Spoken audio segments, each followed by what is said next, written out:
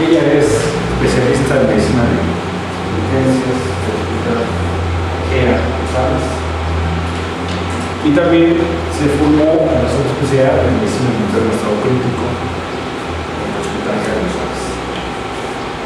Como médico de cualquier área crítica, trabaja en el Instituto Mexicano de Salud Social, en el Hospital General 8, en los dos intensivos, y trabaja en el Hospital de Especialidad de la Ciudad de México, Hospital de Salud de Niños, en la de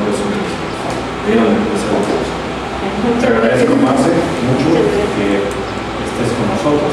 Bueno, vamos a presentar el tema de urgencias. Aprovecho. Bueno, muchas gracias, doctor. Espero que no se duerma porque el clima está así para dormirse. La plática está configurada como en preguntas que quizás les puedan hacer para el examen de residencia. Muchas cosas también lo van a ver en su actividad de la práctica clínica, pero yo creo que su finalidad es más enfocada al examen. Entonces, el tema de hoy va a ser lo que son las urgencias endocrinológicas. Una parte van a ser de algunas preguntas que se han hecho y otra parte va a ser de lo que también ustedes se van a enfrentar. Entonces, pues vamos a empezar.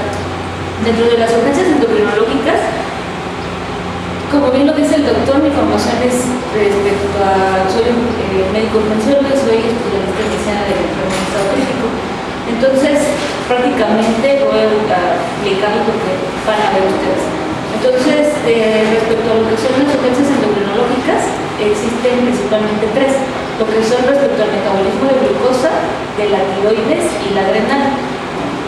Estas son súper importantes porque van a ser de las principales complicaciones que ustedes van a ver, ya que se encuentren viendo pacientes hospitalizados o incluso pacientes que ustedes vieron durante su servicio social o pacientes que ustedes se pudieron haber enfrentado, porque existe una gran incidencia de pacientes diabéticos, de pacientes tiroideos, pero las más grandes complicaciones que nosotros nos enfrentamos son a los pacientes diabéticos. Respecto al metabolismo de glucosa, las principales son las crisis hiperglicémicas, que son la cetoacidosis y el estado hiperosmolar, y la hipoglucemia. Respecto a las tiroides, las principales urgencias son la tormenta tiroidea, el coma mixedematoso, y respecto a las urgencias adrenales van a ser las crisis adrenales. Prácticamente estas urgencias son los extremos de complicaciones que se presentan en cada una de estas enfermedades. Vamos a ir principalmente dividiéndola por las metabólicas, por las tiroideas y por las adrenales. Respecto al metabolismo de glucosa, las crisis hiperglicémicas, las principales, se van a denominar cetoacidosis diabética y estado hiperosmolar. El estado hiperosmolar tiene varias definiciones y aquí en alguna de las preguntas también, en algunas ocasiones, les dije, preguntan cuáles son los conceptos de, o si es estado hiperosmolar no cetósico, estado hiperosmolar cetósico, estado hiperosmolar. Tiene varias definiciones o varios conceptos. Ahorita el aceptado es estado hiperosmolar no cetósico, ¿sí? Entonces, cetoacidosis diabética, estado hiperosmolar y la hipoglucemia, que son respecto al metabolismo de glucosa. Vamos a ver primero lo que es la cetoacidosis diabética. La cetoacidosis diabética, aquí mencionan que es una mortalidad en menos del 2 al 5% de los pacientes hospitalizados y en estado hiperosmolar el 15%. La muerte se va a hacer principalmente por la causa que precipita la cetoacidosis y es importante identificar y tratar la causa de descompensación. Estas estadísticas van a variar porque antes decían que la cetoacidosis se presentaba para finalidades de examen, como ustedes no saben si los conceptos están actualizados o no. Antes los conceptos se decía que la cetoacidosis únicamente se presentaba en pacientes que son insulinodependientes o que son del tipo 1. Ahora lo que es en la práctica clínica se presentan tanto en tipo 1 como en tipo 2, pero para finalidades de examen lo más recomendable es que contestar por el tipo 1 porque es lo que se había denominado antes. Pero no sabemos si están actualizados o no. Entonces es importante identificar y tratar la causa de descompensación. Ahorita les voy a decir cuáles son las principales causas. Y respecto a lo que volvemos a decir, la epidemiología representa el 8 al 29% de las hospitalizaciones. Y aquí lo que les comentaba, los pacientes diabéticos tipo 1 tienen de 4 a 8 episodios por mil diabéticos. Y respecto a la diabetes tipo 2, aquí mencionan que el 20 al 50% afroamericanos, 56% que debutan con diabetes, 29% son obesos. Estas estadísticas, realmente lo grueso de lo que es la epidemiología es que se presenta más en la insulinodependiente, se puede presentar tanto en la tipo 1 como en la tipo 2. ¿Y de qué se caracteriza la triada de cetoacidosis? Pongan mucha atención en lo que está subrayado con rojo y con negro. Son preguntas que han hecho en años anteriores. No sé si las hay, si las vayan a hacer, o incluso son preguntas que ustedes han encontrado en bancos de preguntas. La cetoacidosis se va a caracterizar porque esta característica es acidosis, cetosis e hiperglicemia. Si les llegan a hacer alguna pregunta de cetoacidosis, esto puede ser importante. ¿Por qué? Porque son los principales mecanismos fisiopatológicos que originan la cetoacidosis. La presencia de acidosis, la presencia de cetosis y la presencia de hiperglicemia. En un estado hiperosmolar, ustedes no van a encontrar va a ser la cetosis. Puede haber o pueden estar positivas o negativas, pero si ustedes por finalidades de examen que les pregunten que cuál es el mecanismo principal, es acidosis, cetosis e hiperglicemia. Sí, en el estado hiperosmolar hay otra característica que es el predominio de la fibrosis osmótica. Entonces, eso es importante. De cada tema que ustedes vayan viendo, de cada tema, es importante que ustedes destaquen cuáles son las causas principales de las que les pueden hacer alguna pregunta. ¿Se las van a hacer o no? Pues quién sabe, ¿no? Pero esos son los principales mecanismos fisiopatológicos de la cetoacidosis. Entonces, cetosis. Puede haber, eso ya ahorita más adelante se los voy a decir, pero puede haber cetonas o estar negativas, pero el predominio del ácido de la cetosis es en la cetoacidosis. Entonces, síntomas más comunes en la cetoacidosis. Esto es característico de un paciente diabético: poliuria, polidipsia, polifagia, pérdida de peso, vómito, dolor abdominal y debilidad. Un paciente que les llega, esto es clásico, paciente que digamos que es un paciente de 30 años que se administra insulina y que no se ha administrado su medicamento durante una semana y está con síntomas urinarios. Las características que le van a decir es que está orinando mucho, que tiene mucha sed y que puede tener dolor abdominal. Estos son síntomas característicos de descompensación de la diabetes: poliuria, polidipsia, polifagia, pérdida de peso, dolor abdominal y puede haber hormonodebilidad. Pero poliuria, polidipsia siempre se los puede preguntar. Ahora, esto también es importante. ¿Cuál es el factor precipitante más común de la cetoacidosis diabética? Ahorita les voy a decir por estadísticas. El factor precipitante más común de la cetoacidosis es la infección. Paciente que, a pesar que haya estado tratándose con insulina, pero que de repente se descompensa, entonces están obligados a buscar un foco infeccioso. ¿Por qué? Porque la causa quizás que desencadene la descompensación de la cetoacidosis es casi siempre un foco infeccioso. Su primera causa que deben ustedes buscar es la infección. Segunda causa es que ellos no se hayan puesto su medicamento. Primera causa es infección. Factor predominante más común en la cetoacidosis va a ser los procesos infecciosos. De estos procesos infecciosos, ¿cuáles son los que más se presentan? El tracto urinario y las infecciones respiratorias. El tracto urinario son el proceso infeccioso que más se presenta. También puede ser infecciones de tejidos blandos, pero en orden. Entonces, el factor predominante más común, infecciones. El foco infeccioso más común, urinario, y también puede ser de vías respiratorias. Y síntomas: poliuria, polidipsia, polifagia, debilidad y pérdida de peso. Aquí está. Esto, si les llegan a preguntar que cuáles son los factores precipitantes, ahí está: infecciones del 19 al 56%. Entonces, principal factor, infecciones. Ahí dice, el que le sigue es inadecuada administración de medicamento. ¿Eso qué quiere decir? Una paciente que de repente son insulinodependientes, se cansan de estarse poniendo la insulina, se hartan, como cualquier paciente, se lo dejan de poner 3 días, una semana, y de repente comienzan con síntomas de citocidosis. ¿Eso por qué lo hace? Es lo que desencadena la citocidosis, ¿sí? Entonces, primero, infecciones, y segundo, que no se administren el medicamento, y ya otros pueden ser cualquier otra causa que desencadene la citocidosis. Ahora, principales mecanismos fisiopatológicos de la citocidosis: déficit de insulina. Para finalidades de examen, lo que desencadena una citocidosis puede ser la ausencia, y así viene en los libros, la ausencia total o relativa de insulina en los pacientes con citocidosis, a diferencia de los pacientes con estadio hiperosmolar. Entonces, principal mecanismo fisiopatológico de la citocidosis: déficit de insulina. ¿Qué es lo que pasa? Una vez que existe un déficit de insulina, ¿qué hay? Hay elevación de las hormonas contrarreguladoras. ¿Cuál es la principal hormona contrarreguladora que se eleva? Cortisol. Es glucagón, epinefrina, cortisol, hormona de crecimiento. Se tienen que aprender todas. ¿Sí? Glucagón, epinefrina, cortisol y hormona de crecimiento. ¿Sí? Esas son principales elevaciones de hormonas contrarreguladoras. Y diuresis osmótica inducida por la hiperglicemia en el riñón y la disminución de captación periférica de glucosa. Entonces, principales mecanismos fisiopatológicos: ausencia total o relativa de insulina en pacientes con citocidosis y elevación de hormonas contrarreguladoras.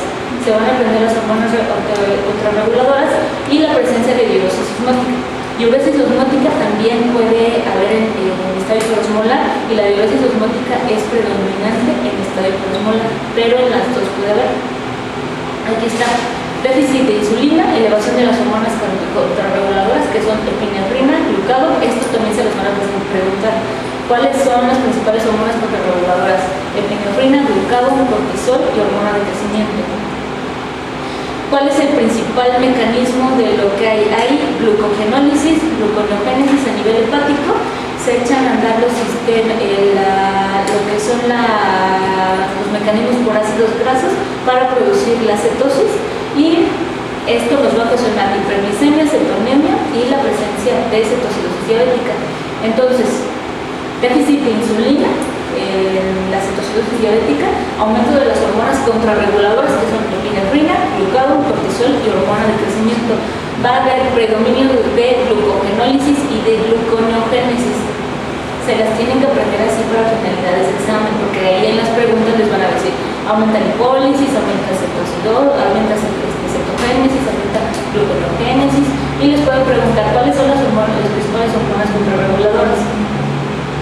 ¿Sí? Entonces, aquí otra vez, la insulina va a promover la glucogénesis y la lipogénesis.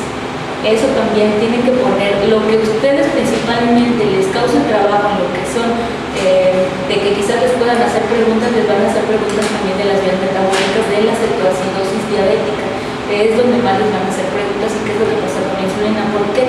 Porque la gran mayoría de los pacientes diabéticos, hoy es lo que más se ve en México. Entonces, si les hacen preguntas acerca de urgencias endocrinológicas, tengan por seguro que les van a hacer preguntas de la fisiopatología y de la cetoacidosis y de estadio hiperosmolar. Ahí hay como cosas claves que ustedes deben de poner atención, pero sí deben de, ahorita que están ustedes revisando los temas y repasándolos, tienen que poner atención a esto. ¿Qué es lo que pasa con una ausencia de insulina? ¿Se acuerdan que era el principal mecanismo fisiopatológico para que se produciera la cetoacidosis? ¿Qué es lo que pasa? Hay aumento de la gluconeogénesis, de la glucogenólisis, disminución de la captación tisular de glucosa, que esto nos va a llevar a la hiperglicemia. La pregunta que les pueden hacer aquí es: ¿cuál es el principal mecanismo por qué se da la hiperglicemia característica en cetoacidosis? Porque aumenta la gluconeogénesis y la glucogenólisis. Actividad de la lipoproteína lipasa va a disminuir, va a incrementar los niveles de lípidos. Disminución de la actividad de la lipasa tisular causa la liberación de ácidos grasos libres a la circulación, y por medio de esto se va a echar a andar lo que es la cetoacidosis. Aquí está la cetoacidosis diabética. Aquí vemos lo que es la ausencia relativa de insulina, o la ausencia absoluta. Y aquí está muy claro, a nivel del hígado, qué es lo que se va a echar a andar. Si se fijan aquí, estado hiperosmolar, se va a estimular la glucogenólisis y la gluconeogénesis, y a nivel hepático igual se va a echar a andar lo que va a ser la cetogénesis.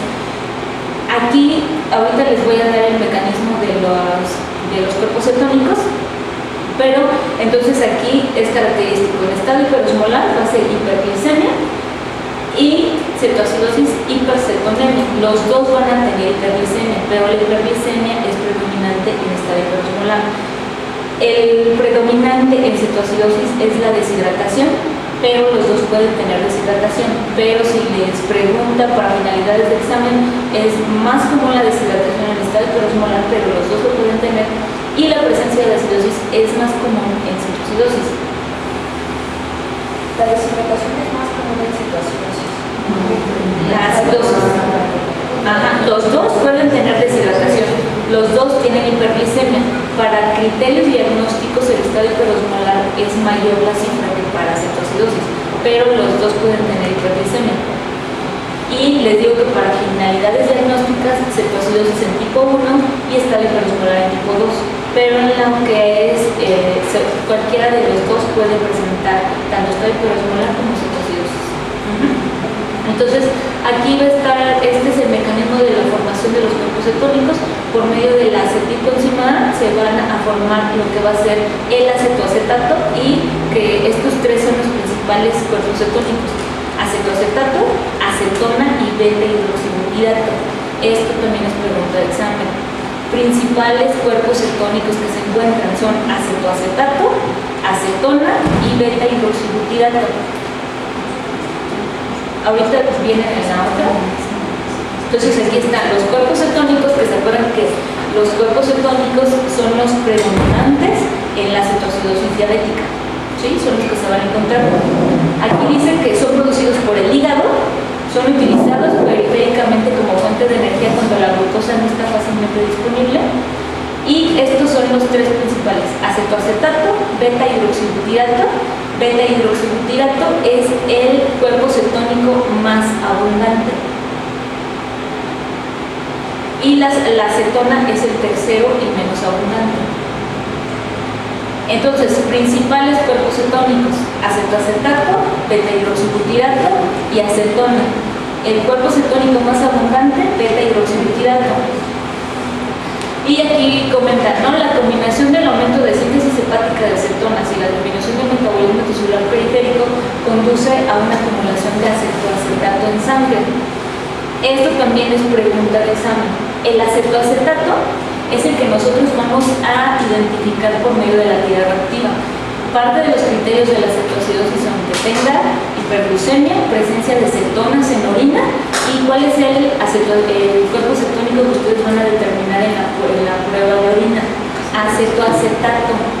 En orina es acetoacetato, en sangre es beta-hidroxibutirato.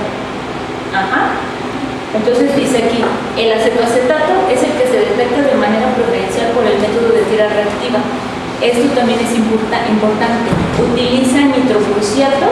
Dice, se consideran positivos los cuerpos cetónicos en sangre cuando estos se encuentran en una dilución de 1 a 8 o más. Entonces, prueba reactiva que utiliza nitrocruciato para determinar presencia de cetoacidosis: acetoacetato. ¿Qué cuerpo cetónico se va a formar, se va a detectar por tira reactiva en el diagnóstico de cetoacidosis? Acetoacetato. Cuerpos cetónicos: acetoacetato, beta-hidroxibutirato y acetona. Cuerpo cetónico menos común: acetona. Más común: beta-hidroxibutirato. Eso es lo que más les pueden preguntar. Aquí están, tiras reactivas. Se mide el acetoacetato, 10 al 25% del total de los cuerpos cetónicos en la sangre. Indirecta de los cuerpos cetónicos a la circulación, indicador de 2 a 4 horas. Aquí, esto también es importante. Fármacos que ocasionan falsos positivos: metildopa, captopril y ácido valproico. Entonces, dentro de los criterios de cetoacidosis, ahorita se los voy a decir, pero uno de los criterios es que tenga presencia de cetonas positivas. ¿Sí? Entonces, ¿hasta dónde vamos? Cetoacidosis, ausencia total o relativa de insulina, predominio de aumento de hormonas contrarreguladoras, epinefrina, glucagón, cortisol y hormona de crecimiento. Principales cuerpos cetónicos, acetoacetato, beta-hidroxibutirato y acetona. ¿El más común? ¿El menos común? ¿Y cuál es el que se encuentra en las tiras reactivas? Acetoacetato. Entonces, eso es lo que más les pueden preguntar porque son parte de las cosas importantes. Cetonemia. La cetonemia es la medición de los grupos cetónicos en nivel sanguíneo. ¿Dónde lo vamos a identificar? ¿Cuál es el cuerpo cetónico que se va a determinar en sangre? El beta-hidroxibutirato. Entonces, si les llegan a hacer una pregunta que el beta-hidroxibutirato que se detecta en orina, o cuerpo cetónico, pues no van a poner beta-hidroxibutirato, ¿verdad? Es acetato. Entonces, beta-hidroxibutirato es el que se encuentra en sangre. Lo ideal es que tuviéramos nosotros la presencia de cuerpos cetónicos en sangre para establecer el diagnóstico. La realidad es que casi siempre se hace por medio de orina. Entonces, ¿cuál es la prueba que utiliza nitrocruceto por medio de la tira reactiva? El acetoacetato. Entonces, medida de beta-hidroxibutirato, dice medida directa de los cuerpos cetónicos a la circulación de forma instantánea, no interfiere con fármacos, ingesta de líquidos, resultados cuantitativos y exactos. Aquí vienen los rangos, que es de 0 a 0.5 es normal, de 0.6 a 1.4 se tiene que volver a repetir la muestra, y de 1.5 a 3 probabilidad de cetoacidosis diabética, pero se establece el diagnóstico con un resultado mayor de 3. ¿Sí? Entonces, para determinar el cuerpo cetónico más predominantemente en sangre es el beta-hidroxibutirato y se establece el diagnóstico con un resultado positivo mayor de 3 para cetoacidosis diabética.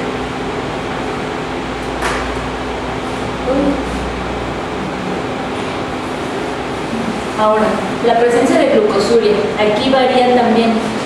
El umbral normal para la absorción de glucosa en el riñón, en algunas bibliografías dice que es 180, en otros dice que es 240, entonces varía de 180 a 240, depende de donde lo lean. Hay algunas bibliografías que vienen de 190, 180, pero el rango es de 180 a 240, dependiendo de donde lo lean. Y se excede cuando determina la precipitación de la glucosa hacia la orina. Y otra de las causas principales es la presencia de diuresis osmótica. La hipovolemia va a conducir a una caída de la tasa de filtración glomerular y esto es lo que nos va a ocasionar las anormalidades electrolíticas metabólicas. Sí, las alteraciones electrolíticas que más adelante les voy a comentar. Entonces, mecanismo principal de la diuresis osmótica es la hipovolemia, que lleva a disminución de la filtración glomerular. ¿Sí? Y principales causas de anormalidades electrolíticas es la presencia de diuresis osmótica.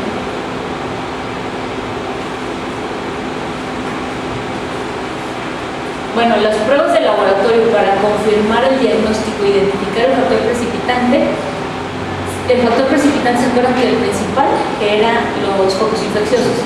Entonces, lo que ustedes prácticamente tienen que hacer, pues van a ir uno en busca del foco infeccioso que ustedes sospechen. Y dentro del protocolo de diagnóstico que ustedes vean en un paciente diabético, va a ser la determinación de glucosa, determinación de lo que son los electrolitos, sodio, potasio, la determinación de bicarbonato, de déficit de base, de electrolitos como el cloro, creatinina, la realización de una gasometría arterial y una venosa, la realización de cetonas plasmáticas mediante tira reactiva, o si tenemos en sangre, pues en sangre, y los cálculos que se van a realizar van a ser el cálculo de la osmolaridad sérica, que esta fórmula también es importante. Entonces, para el cálculo de la osmolaridad sérica va a ser esta fórmula: 2 veces el sodio más el potasio más la glucosa entre 18 más el burro. Entonces, alguna de las preguntas que pueden hacer es que cuáles son los componentes que se encuentran para el cálculo de la osmolaridad. Entonces es sodio, potasio, glucosa y burro. ¿Sí? Y el cálculo del sodio corregido. Este sodio corregido, ¿por qué? Porque esta fórmula es el sodio medido más 1.6 miliequivalentes por cada 100 miligramos por decilitro que se eleve la glucosa, mayor de 100. Porque si les dan una glucosa de 400, tienen que hacer el cálculo del sodio corregido de acuerdo a esa glucosa que tienen. Y en todo paciente que tengan un diagnóstico de que sospechen de una descompensación, ya sea de estadio hiperosmolar, cetoacidosis diabética, tienen que hacer estos cálculos de la osmolaridad sérica para que ustedes determinen o diferencien si es una paciente con cetoacidosis y estadio hiperosmolar, y también para que corrijan el sodio para ver si tiene alguna alteración subyacente. Entonces, ahí están, criterios diagnósticos. Los criterios diagnósticos estos son de cetoacidosis. La cetoacidosis se va a dividir en lo que son leve, moderada y severa. Y en la última, ahí está el estadio hiperosmolar. Entonces, si se fijan, tanto en la leve como en la moderada y en la severa, la glucosa es mayor de 250. Donde la cifra mucho más elevada es en el estadio hiperosmolar, que la cifra es mayor de 600.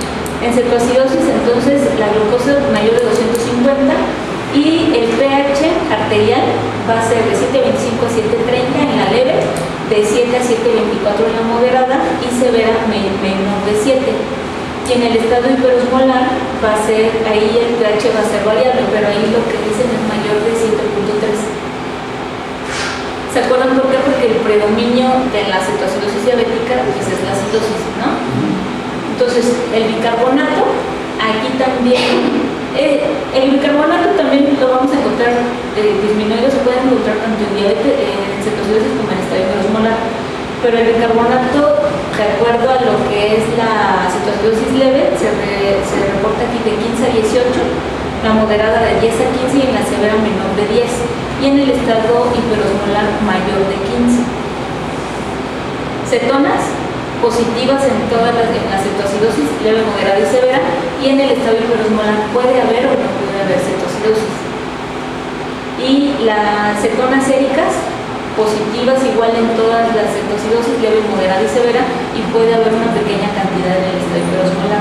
Y alteraciones en el sensorio, aquí ponen en el estado hiperosmolar estupor o coma, porque se acuerdan que antes la definición decía que era un coma hiperosmolar no cetósico, por eso ponen ahí coma. No siempre todos tienen coma, pero pueden tener estupor.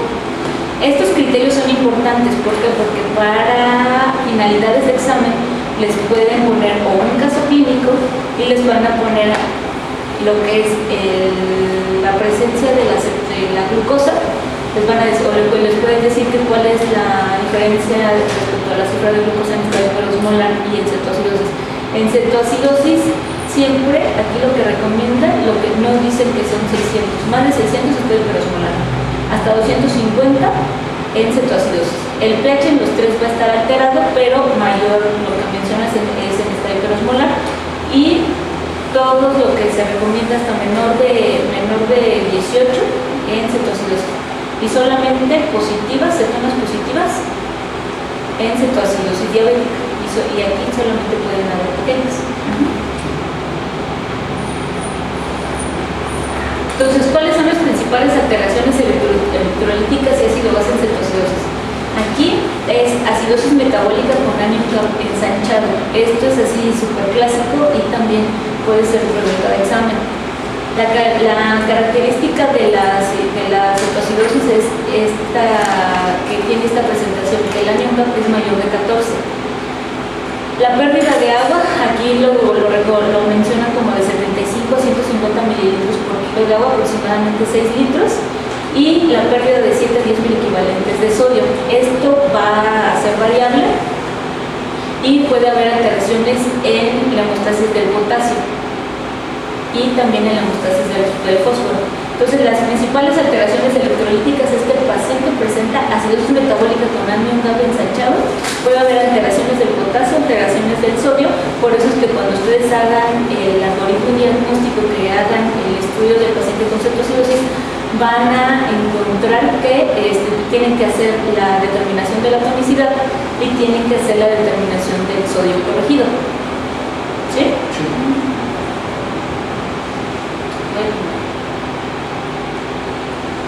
Criterios de resolución de cetoacidosis diabética: pH mayor de 7.30, bicarbonato mayor de 15 y normalización del año.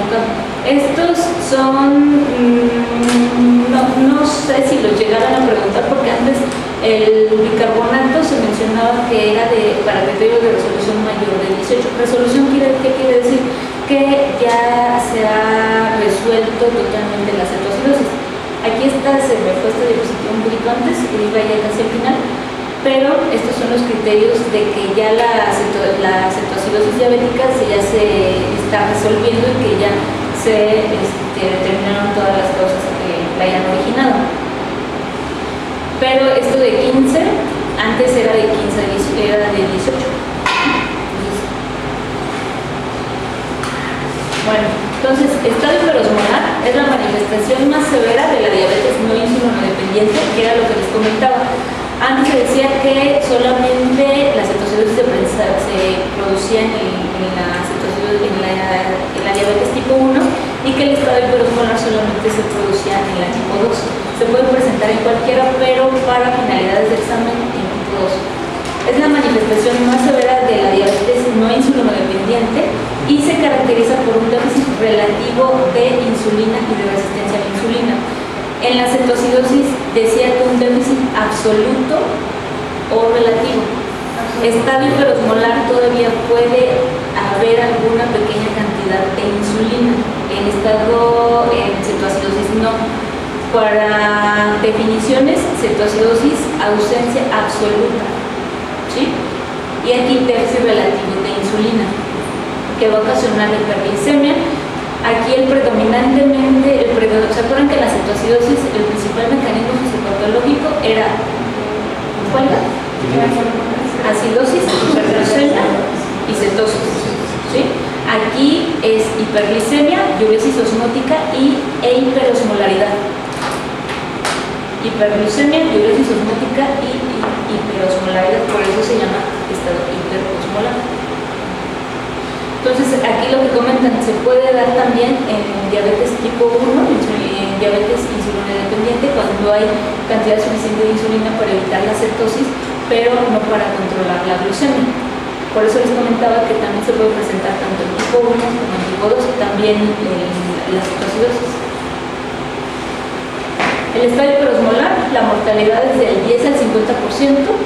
El pronóstico va a variar de acuerdo a la comorbilidad, al grado de deshidratación, la inestabilidad hemodinámica, la causa precipitante, el estupor y el coma, depende de la severidad del cuadro.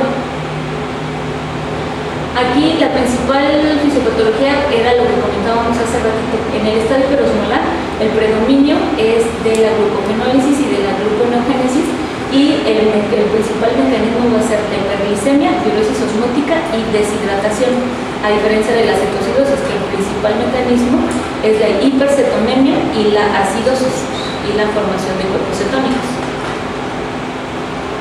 Entonces, el principal mecanismo de la cetoacidosis es hiperglicemia, diuresis osmótica y hiperosmolaridad.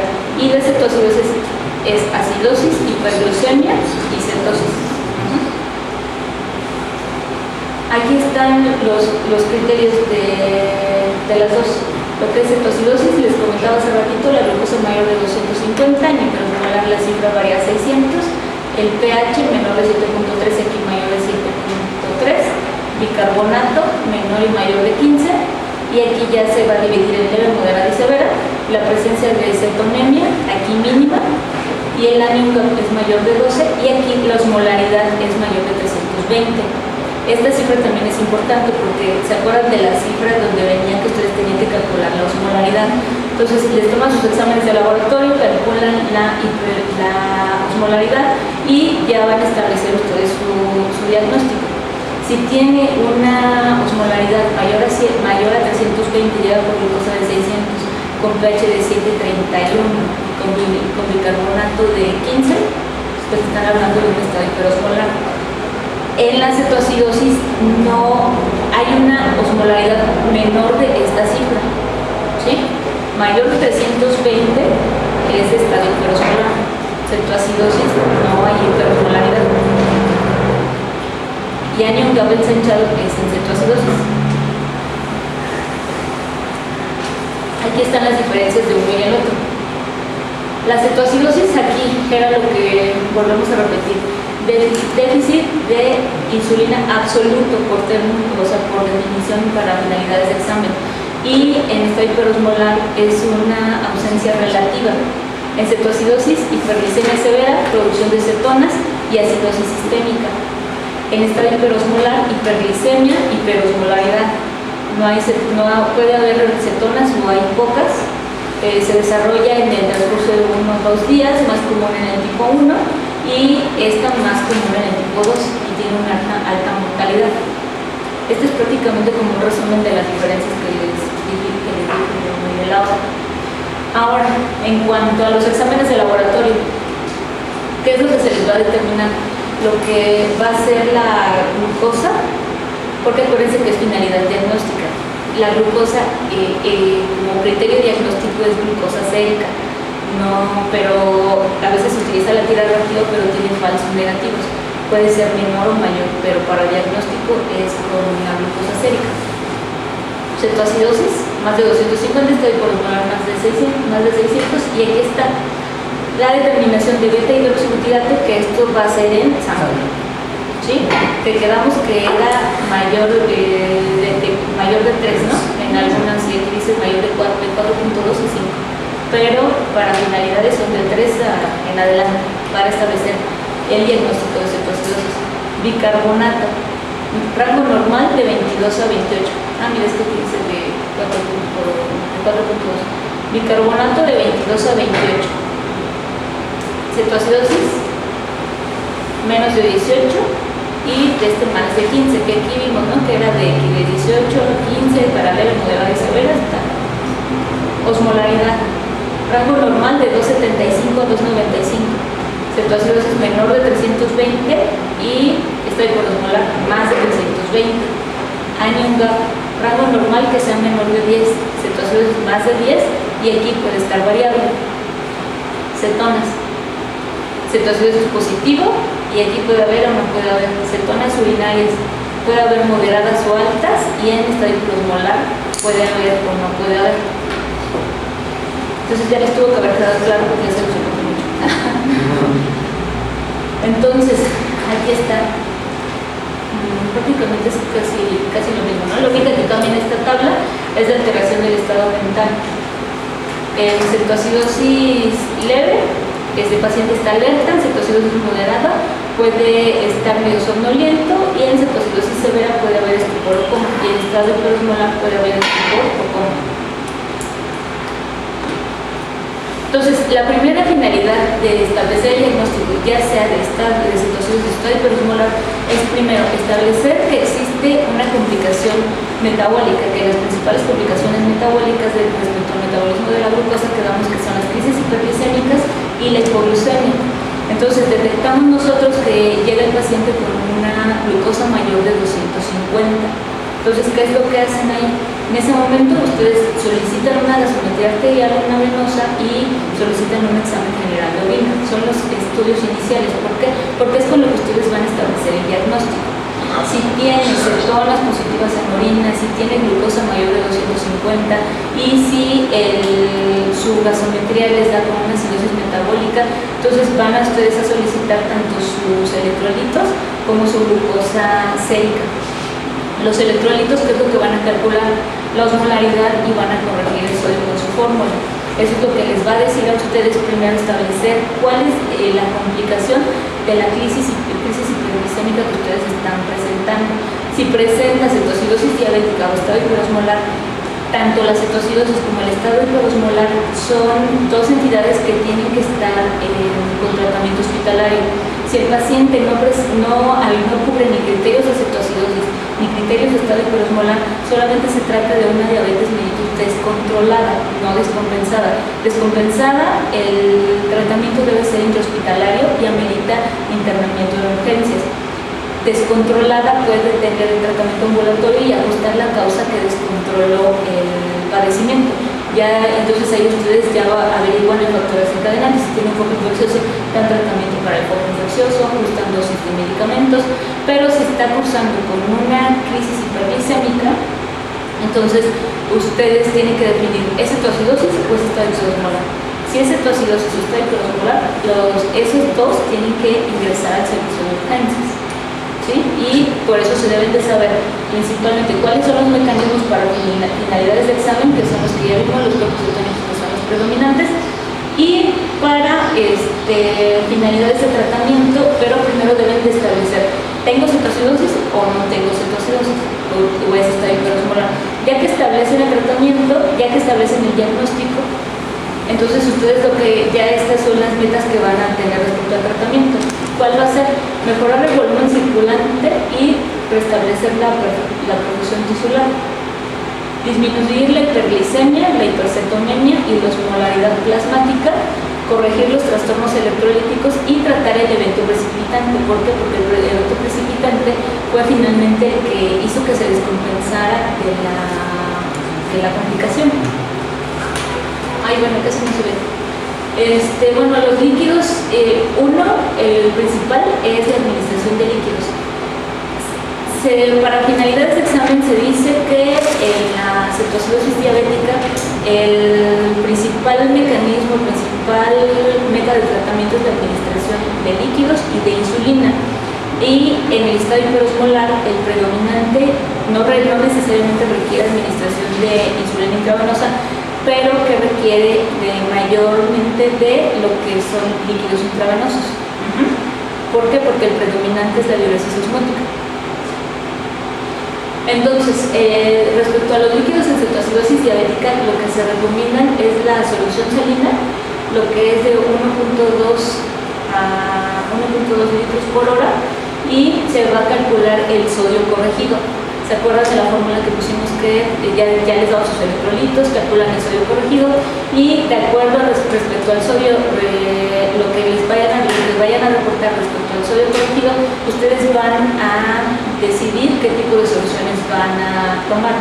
Si el sodio es alto o es normal, la administración va a ser con soluciones lo que se denomina al medio molar, o sea que se diluye la solución para que no pase el punto 9, sino sería el punto 45%. Lo que recomiendan es de 250 a 500 mililitros por hora, pero estos líquidos en cetoacidosis es como muy debatido, porque como vienen las guías, ahí viene que se administre 1 o 2 litros en una hora, que después se administren 500 mililitros por hora, pero se tiene que individualizar la administración de líquidos respecto al paciente. Porque si es un paciente cardiópata no le pueden estar administrando dosis excesivas de líquidos, la administración de líquidos es particular, individualizar cada caso, pero para finalidades de examen pues tiene que ser la administración se inicia con solución salina de 1 a 2 litros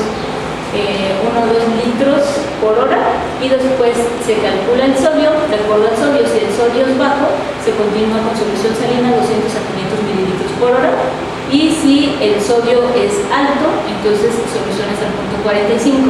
Una vez que la glucosa, se toma la glucosa sérica o la glucosa que les den la correctiva, y si nos da una glucosa menor de 250, se tiene que hacer cambio a las soluciones para cambiarle a la solución glucosa al 5%. ¿Por qué?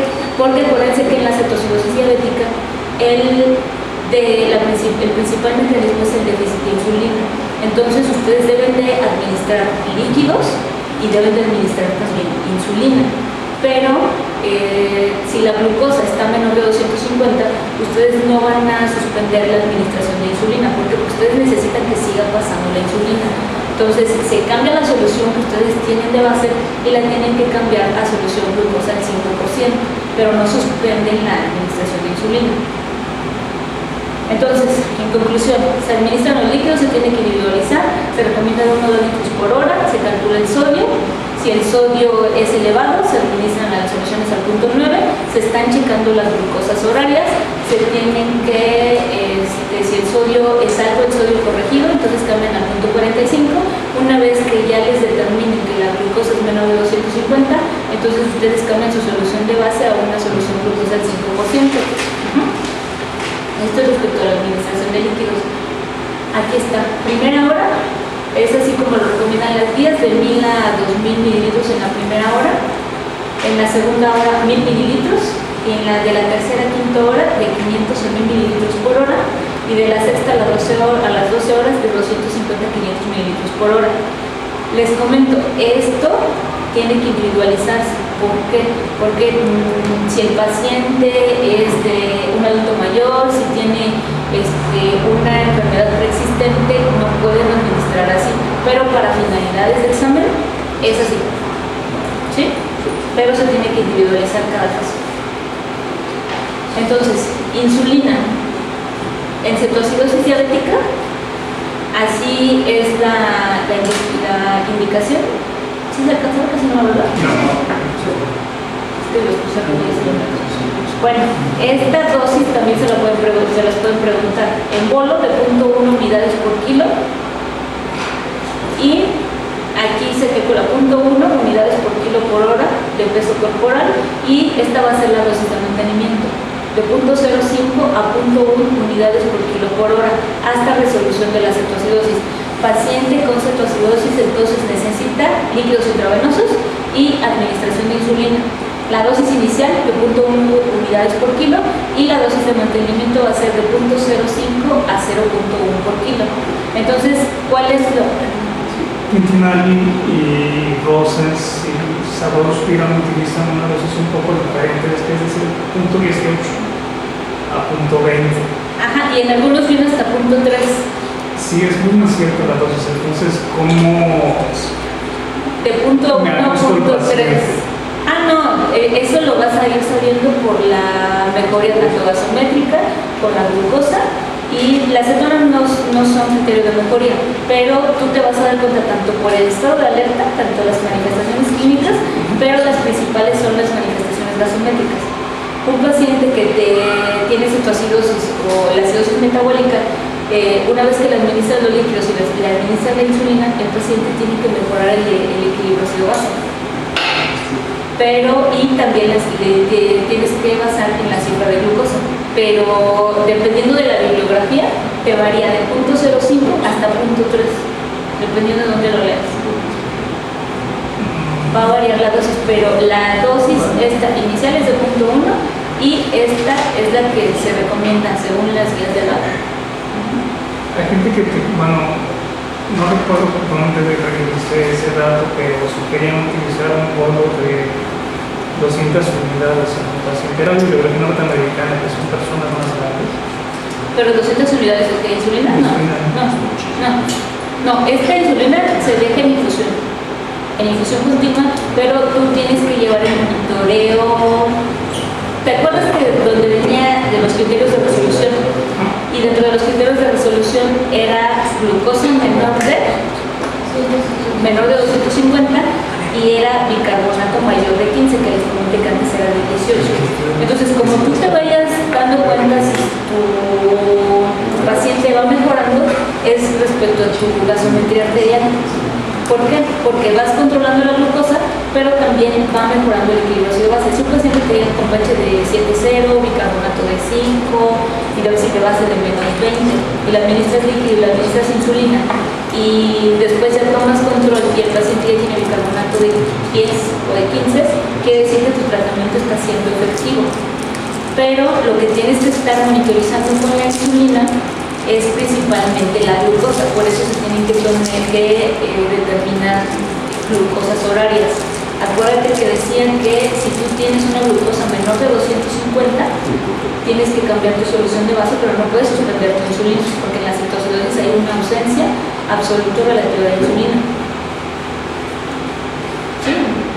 Para esa de 200 no. No administras esos Yo volúmenes. no sé No creo. lo revisé hace muchos años, no estaba. Sí, no, 200 es mucho. La diapositiva anterior dice que al final de solución de mantenimiento podríamos usar al punto 45. Ajá, pero esta va a variar dependiendo del sodio. No, pero estaba. Aquí. Pero si la glucosa es menor de 250, tienes que utilizar solución de glucosa al 5%, porque no le puedes suspender la infusión de insulina. Pues tras la infusión de insulina se queda igual o se puede disminuir. No, tú le vas ajustando de acuerdo